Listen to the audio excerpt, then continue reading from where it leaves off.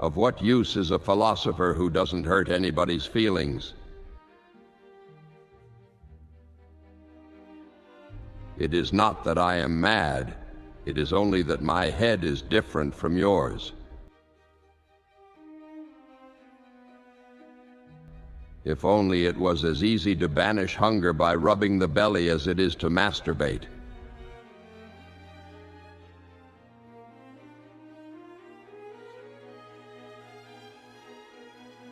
In a rich man's house, there is no place to spit but his face.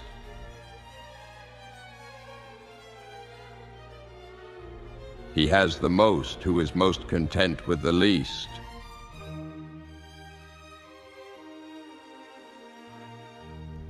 One original thought is worth 1,000 mindless quotings.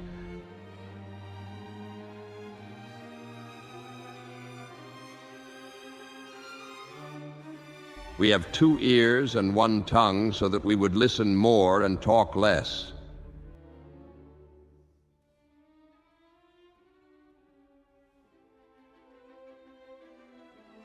People who talk well but do nothing are like musical instruments.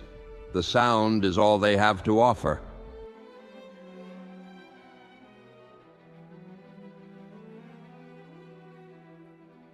We come into the world alone and we die alone. Why in life should we be any less alone?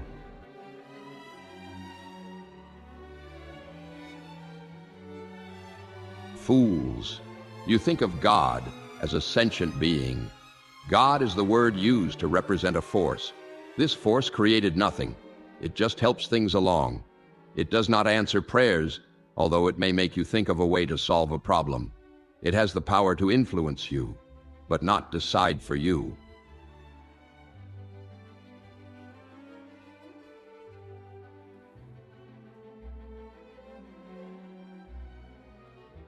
No man is hurt but by himself, literally by how he interprets what happens to him. If he focuses on how it could have been better, he will be hurt. If he focuses on how it could have been worse, he will be happy. The same is true for women too.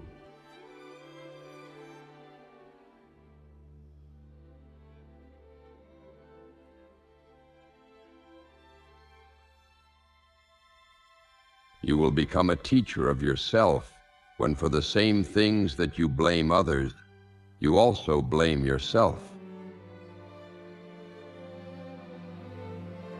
The most beautiful thing in the world is freedom of speech.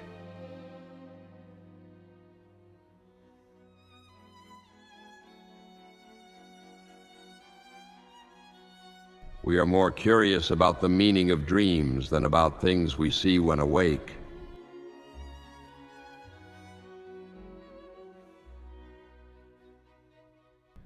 Why not whip the teacher when the pupil misbehaves?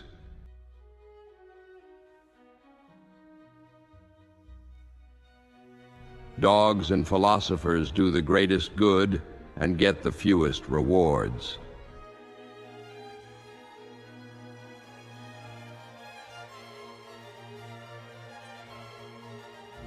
To become self-educated, you should condemn yourself for all those things that you would criticize others.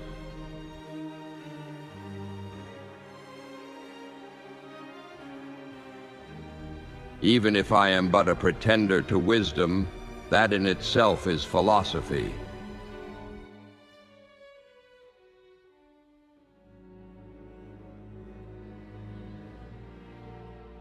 He lit a lamp in broad daylight and said as he went about, "I am looking for a human."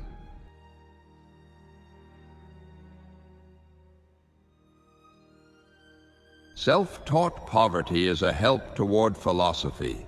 For the things which philosophy attempts to teach by reasoning, poverty forces us to practice.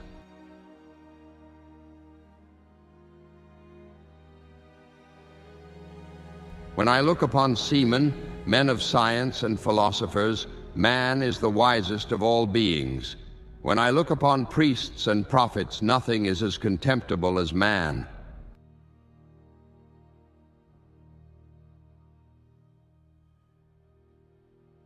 Other dogs bite only their enemies, whereas I bite also my friends in order to save them.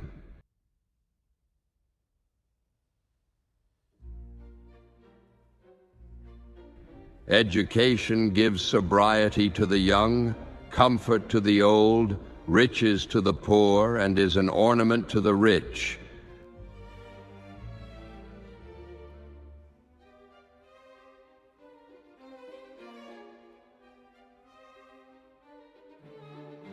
As houses well stored with provisions are likely to be full of mice, so the bodies of those that eat much are full of diseases.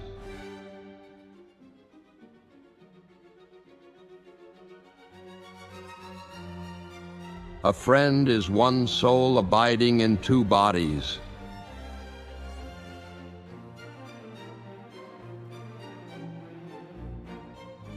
If you are to be kept right, you must possess either good friends or red-hot enemies. The one will warn you, the other will expose you.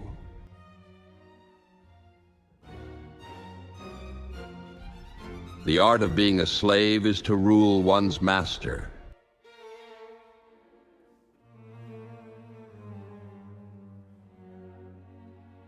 He once begged alms of a statue, and when asked why he did so, replied, "To get practice in being refused." The art of being a slave is to rule one's master.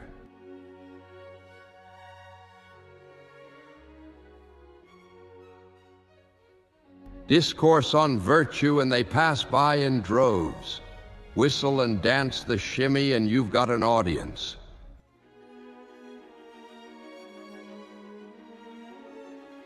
I do not know whether there are gods, but there ought to be.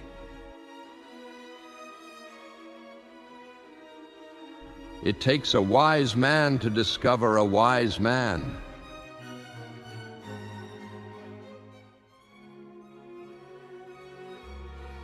I am looking for an honest man.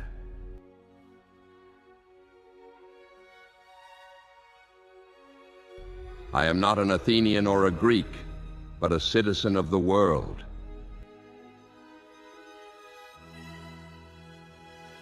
The mob is the mother of tyrants.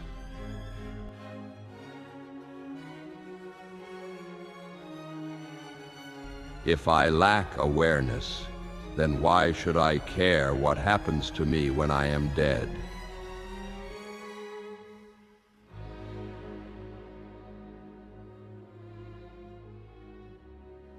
We have complicated every simple gift of the gods.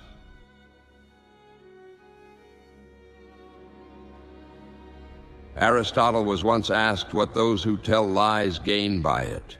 Said he, that when they speak truth, they are not believed.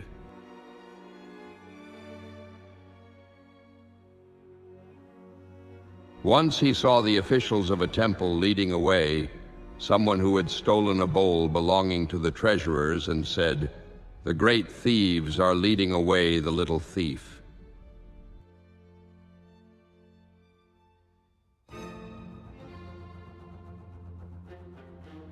Once he saw the officials of a temple leading away someone who had stolen a bowl belonging to the treasurers and said, "The great thieves are leading away the little thief."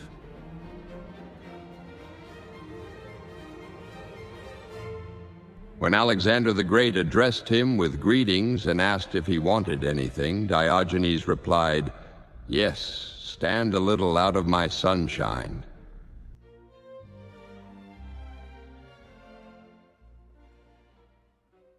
The foundation of every state is the education of its youth. I am Diogenes the dog. I nuzzle the kind, bark at the greedy and bite scoundrels.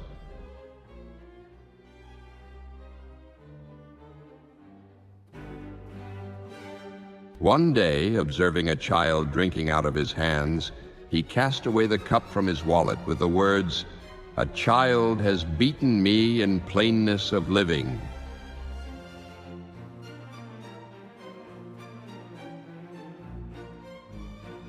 Plato had defined man as an animal, biped and featherless, and was applauded.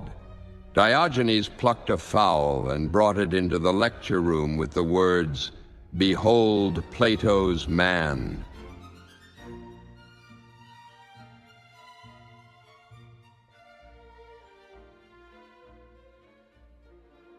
To the question what wine he found pleasant to drink, he replied, "That for which other people pay."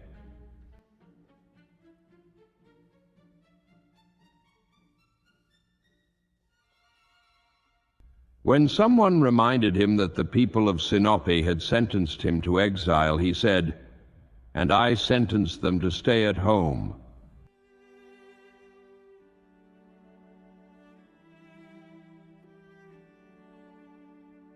He was breakfasting in the marketplace, and the bystanders gathered round him with cries of "Dog!" "It is you who are dogs," cried he, "when you stand round and watch me at my breakfast."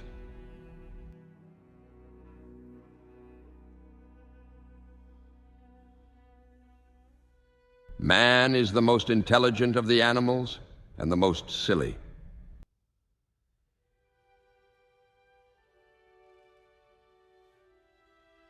The question was put to him what hope is, and his answer was, "The dream of a waking man." The question was put to him what hope is, and his answer was, "The dream of a waking man."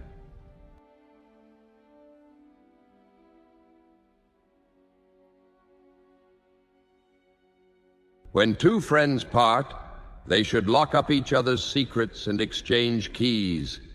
The truly noble mind has no resentments.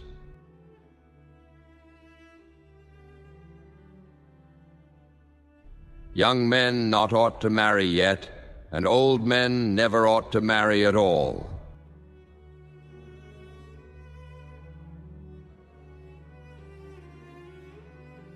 There is a false love that will make you something you are not.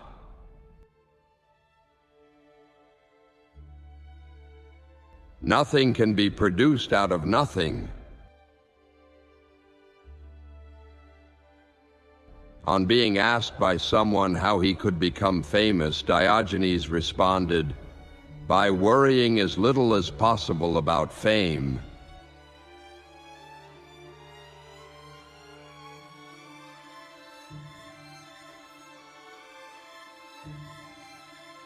The noblest people are those despising wealth, learning, pleasure, and life, esteeming above them poverty, ignorance, hardship, and death. The sun, too, shines into cesspools and is not polluted.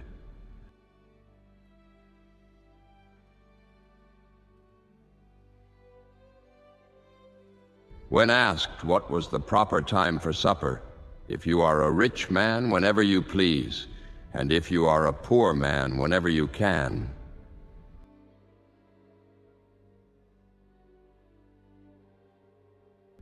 Poverty is a virtue which one can teach oneself.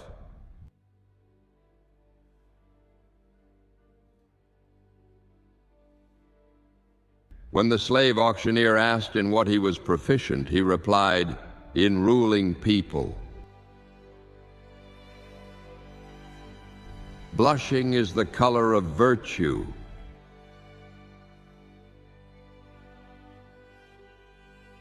Lust is a strong tower of mischief, and hath in it many defenders, as neediness, anger, paleness, discord, love, and longing.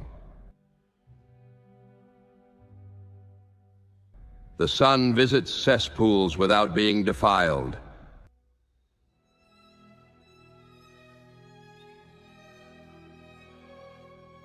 Perdiccas threatened to put him to death unless he came to him. "That's nothing wonderful," Diogenes said, "for a beetle or a tarantula would do the same."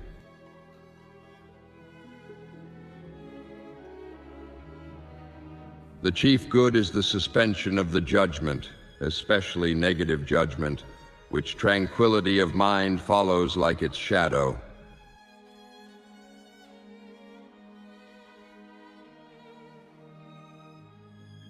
Solon used to say that speech was the image of actions, that laws were like cobwebs, for that if any trifling or powerless thing fell into them, they held it fast, while if it were something weightier, it broke through them and was off.